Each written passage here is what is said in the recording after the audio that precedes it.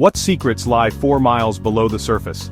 Across the Pacific seabed, stones called polymetallic nodules hold nickel, cobalt, manganese and copper, metals that power our batteries, grids and the energy transition. Some call this the next gold rush. Others warn of irreversible harm to a world we barely understand. This is the science and the stakes of deep-sea mining.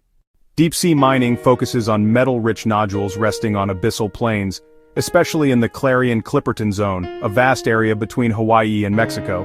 Unlike on land, these nodules are not dug from rock, they sit exposed on sediment. Concept designs show robotic collectors moving slowly across the seafloor, lifting nodules with suction heads, and sending them up a riser pipe to a surface vessel. The approach avoids blasting or open pits, but it isn't impact-free. The abyss is cold, dark, and stable, with life adapted to extremes: sparse food, high pressure, and very little light. To understand consequences, we first need to understand how this ecosystem works, and how slowly it recovers. Electric vehicles, wind turbines, transmission lines, and large-scale storage all rely on metals. As demand for batteries and grid upgrades grows, so does interest in new sources of nickel, manganese, copper, and in some chemistries cobalt. Proponents argue that nodules could diversify supply, reduce certain land-based impacts, and relieve bottlenecks that slow clean energy deployment. They point to the absence of overburden, the possibility of precise seafloor tracking, and claims of lower waste rock. Critics respond that supply is more than geology, it's also technology choices. Battery chemistries are shifting toward LFP and sodium-ion, which reduce dependence on nickel and cobalt, and recycling efficiencies are improving.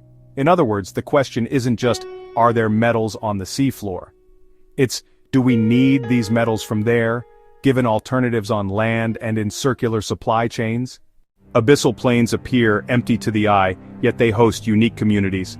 Nodules form over millions of years as metals precipitate onto small nuclei, perhaps a shell fragment or a shark tooth, layer by layer. Because nodules provide the only hard surfaces in a soft sediment world, many organisms live on or attach to them: sponges, corals, anemones, and microbial films that may drive subtle geochemical cycles. Remove the nodules, and you remove the habitat. And because growth and colonization are so slow at these depths, natural recovery could take centuries to millennia. Even today, new species are described from the CCZ with surprising frequency, reminding us that we're considering industrial activity in one of Earth's least studied biomes. Collectors stir sediment into near-bed plumes. Processed water released higher in the water column can create mid-water plumes. Fine particles may travel far, coating filter feeders and altering how food is delivered through the deep ocean. Continuous low-frequency noise from machinery and ships may mask biological signals. Artificial light can disturb species adapted to darkness. Carbon burial in these sediments is generally low compared to coastal blue carbon stores, yet plume-driven changes in oxygen or microbial activity could still reshape local chemistry. Risk is not uniform. It depends on plume strength, particle size, currents, depth, and the sensitivity of local communities.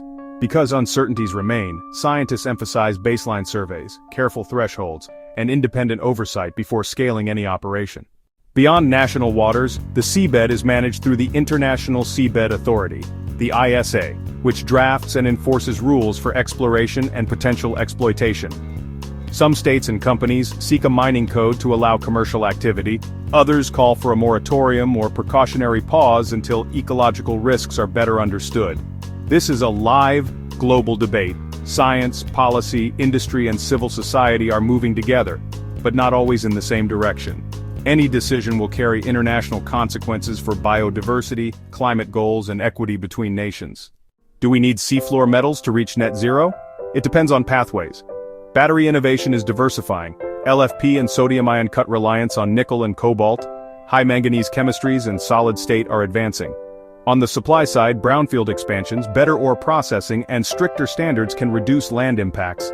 On the demand side, efficiency, repair, and reuse lower total metal needs, and recycling of copper, aluminum, nickel, and lithium is scaling.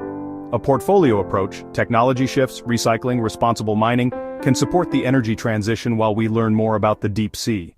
To manage a novel industry in a fragile environment, we need better evidence. That means independent baseline ecology across representative CCZ regions, transparent data portals, standardized methods, and long-term monitoring to detect delayed or cumulative effects. Controlled disturbance tests should track plume spread, sediment resettlement, noise propagation, species responses, and recovery times. Importantly, decision frameworks must include clear stop rules. If thresholds are exceeded, operations pause or adapt. Science must be able to say not yet, and be heard. The deep ocean is both resource and living archive, a record of Earth's chemistry and life across time. If humanity chooses to mine it, we'll need strong rules, strong science, and strong oversight. If we choose to wait, then innovation on land, recycling, new chemistries, smarter design, must accelerate to meet climate goals. Either way, the decisions we make now will echo for centuries. For more science, clearly explained, subscribe to KnowverseTV.